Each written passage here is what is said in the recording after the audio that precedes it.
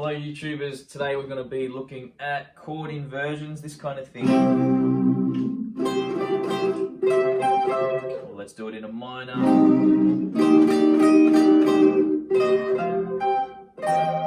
Okay, so that was only two chords. That was a major chord played in different places and a minor chord played in different places, giving us access to little bits up and down the neck. So I'm going to break that down for you, but quickly I want to mention my Patreons. You guys, legends, all of you. These videos are brought to you by my Patreons, or patrons. I guess they're patrons, but specific to Patreon. So I've had 4 new ones. We've got O'Reilly Sean. Maybe that's Sean O'Reilly, I'm not sure. But that's the name on Patreon. Dexter, Cinny Ginny, Jared, and there's one more. Liam Sorrell. Okay, so that's the latest 4. Thank you guys for signing up. I'm so motivated to work my butt off and just get more lessons out, more work. You probably will notice the frequency of uploads is increasing. Now, if you're not a member, let me tell you one thing. I am a guitar teacher, so I teach lessons individually. But one really cool thing about this channel is for $5 a month, you are getting, I can't even tell you how much work is going. It's probably 20 to 30 hours. I mean, it's probably been 8 hours just in the last 2 days of videos and transcribing and all that kind of stuff. So for what you're getting for that $5, it's more than the roughly 2.5 hours of lessons you'll be having with a teacher. Okay, so it's obviously different because I know the feedback's great with a teacher and all that kind of thing. I do that. But that is something I'm looking to incorporate into the Patreon as well, which will be another tier coming shortly that will give you access to perhaps a weekly or potentially a bi-weekly Q&A. So there's things happening and I'm really excited. I just want to talk about that real quick. Thanks for watching. Let's get on with the lesson. I apologize for wasting your time. Let's get to it. So if you happen to be a member of Patreon, grab your chart right now. We're going to work through it. If not, it's okay. I'm going to explain stuff as clearly as possible anyway. So the first chord that we're going to look at is the C major, good old C major. So let's look real quickly. We've got the root note, the major third, the 5th degree, okay, and the root note again. So this is all based on the major scale, the tone, tone, semitone, tone, tone, tone, semitone. Okay, so I've just explained this in other videos that your chords are built from the 1, 3, and 5, your good old major chord. So that's why we want to start with this one. It's as simple as possible. Now, if we take those notes and rearrange them a little further up, they look a little like this. So we've got C, which is the root note, the 5th degree there, the root note again, and the 3rd that was here has bumped up to there. And we get the 5th again there. So when I say 5th, I don't mean 5th finger or 5th fret, I mean 5th degree of the major scale. Now, that's probably pretty simple for a lot of you guys, but here's something really cool. When you start using these chords, or when you think about bar chords, you don't have to play the whole chord, especially when you've got a bass player and other things going on. You could always just grab portions of the chord. So you might grab the top half, and it allows you to play around at the top of the chord. Okay, so that's a bit cheesy. It's not something we're necessarily going to use. But what about up here? What if I'm grabbing, drop the root note there, and I play the 5th fret on the 3rd string, okay, and then the 5th fret on the 3rd, 5th on the 2nd, and I bar right across. Then I can do this sort of thing. We want to get a little cooler. Let's take this note. And we're starting to sound a little rockabilly there. There's a reason for that. I will explain it later. But let's just get this theory and this idea and this concept down. So you can see we've dropped a little of that chord and played up here. So now I could explain what you know the result of or consequence of playing these notes are to the name of the chord, but it really doesn't matter. That's not really the lesson today. It's just using these basic inversions to get you to different places on the board. So that's the C major chord from here. This is also known as a root 5 C major chord. If we go up and play a root 6 C major chord, you've got barring right across. So from the 6th string down, we've got 8th, 10th, 10th, 9th, 8, 8. Okay, I'm using 1st, 3rd, 4th, 2nd, and barring to get the last 2. But of course, we don't need to use all of these notes. We could be playing a power chord, which I'm sure you guys have all done. But you could just take the top half. I can't tell you how many Tiger Army solos you'll see where he's using that. Okay, sounds good. Sometimes less is more. So we've got we've got the root note here, the major third, the 5th degree, and the root note there. But if we drop down to these two, we're using the 3rd, the 5th, and the root note. Now we can do stuff like this. Now we can do stuff like this. So let's say we're here,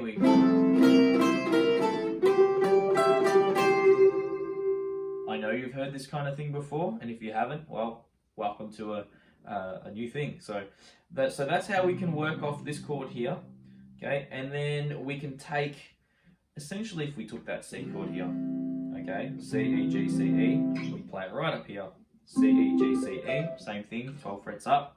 Had to adjust for the fact that we don't have open strings to use. Well, we can, but actually sounds really nice.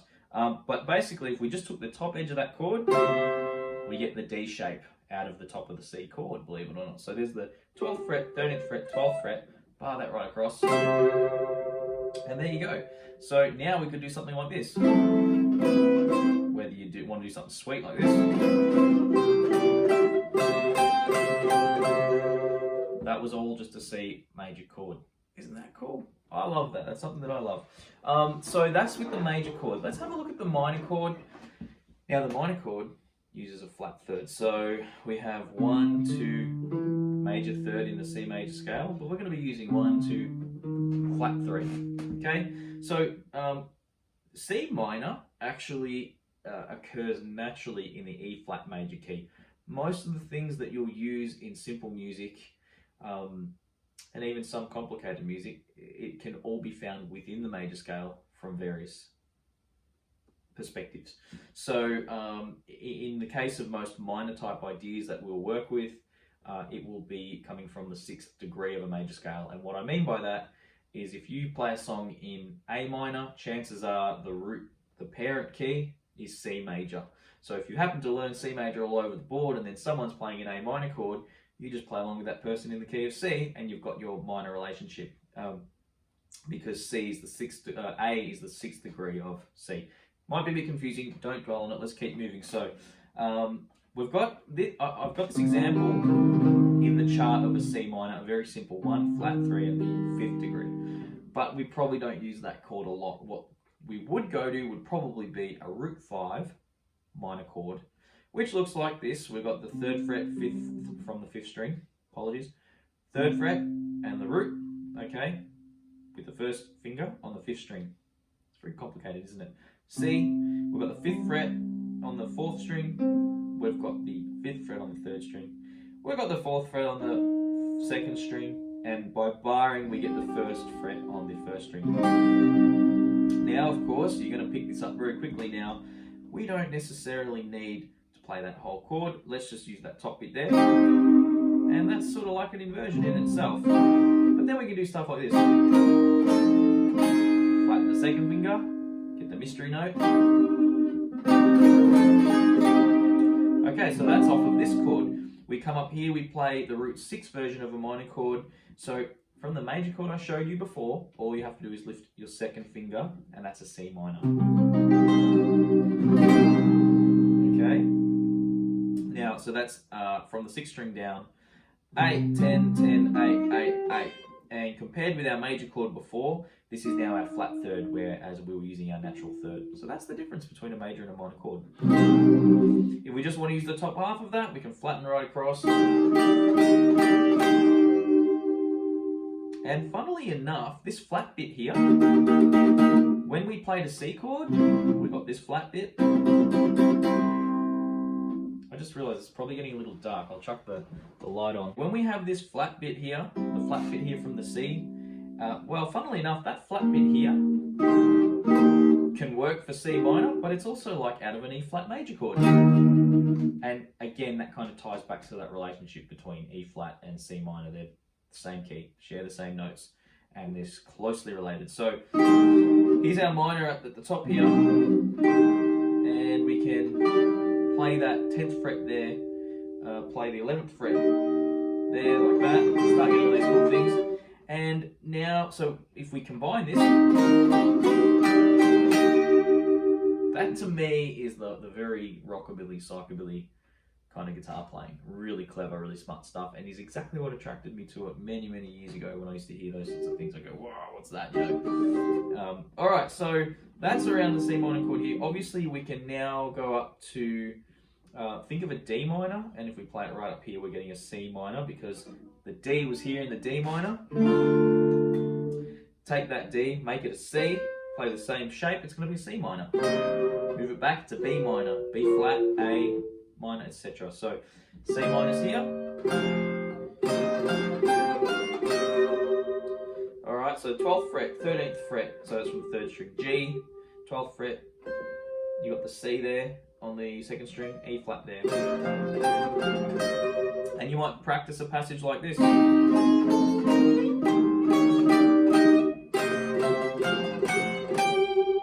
Do whatever you like, it really doesn't matter.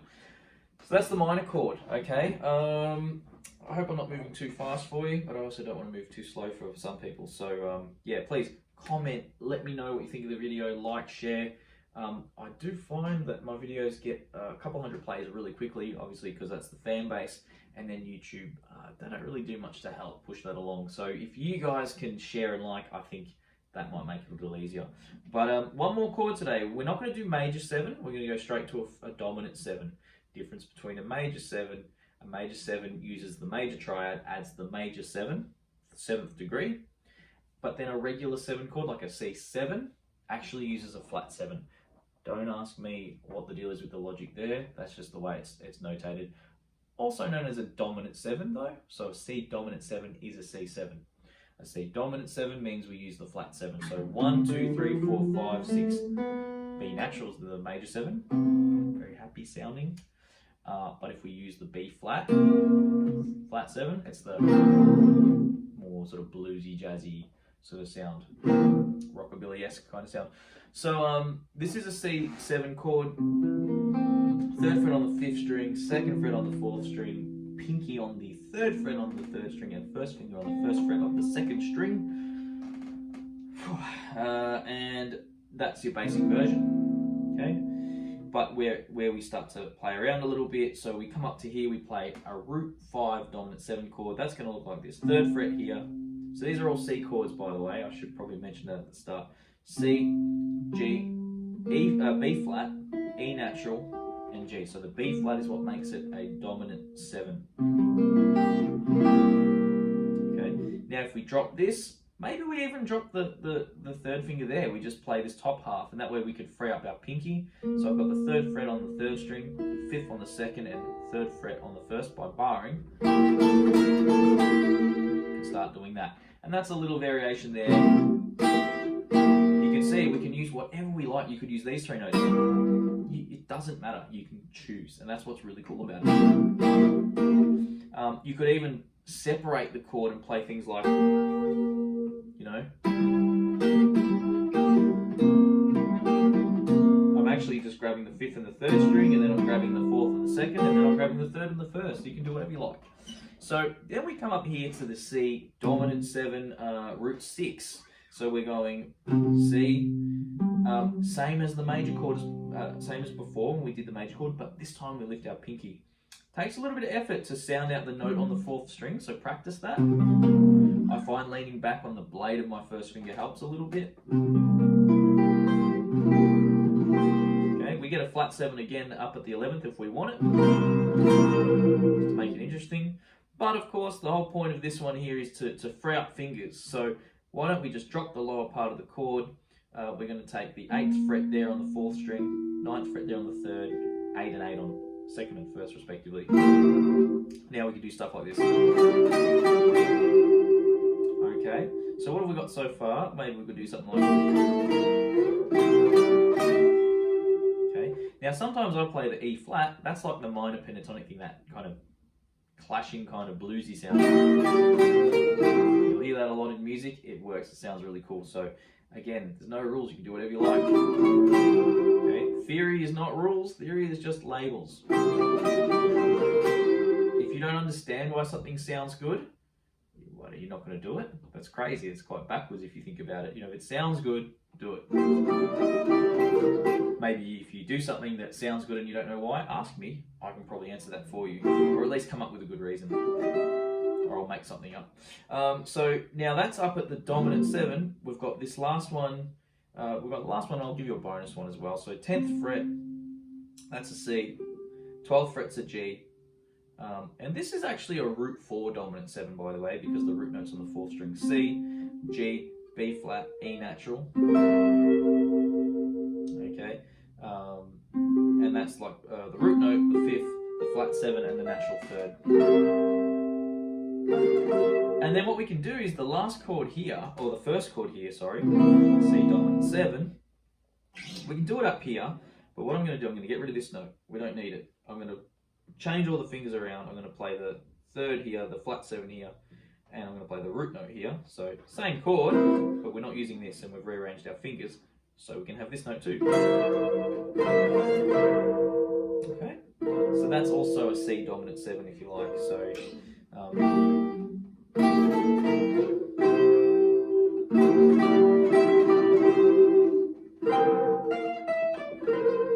alright, obviously I'm now starting to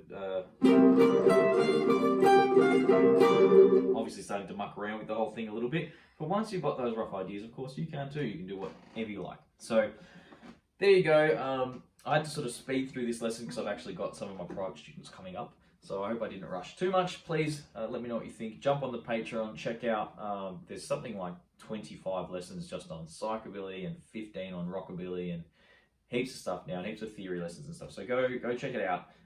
And of course, hopefully the resources have been valuable to you if you are a Patreon member. Guys, thanks for watching. I'll catch you next lesson.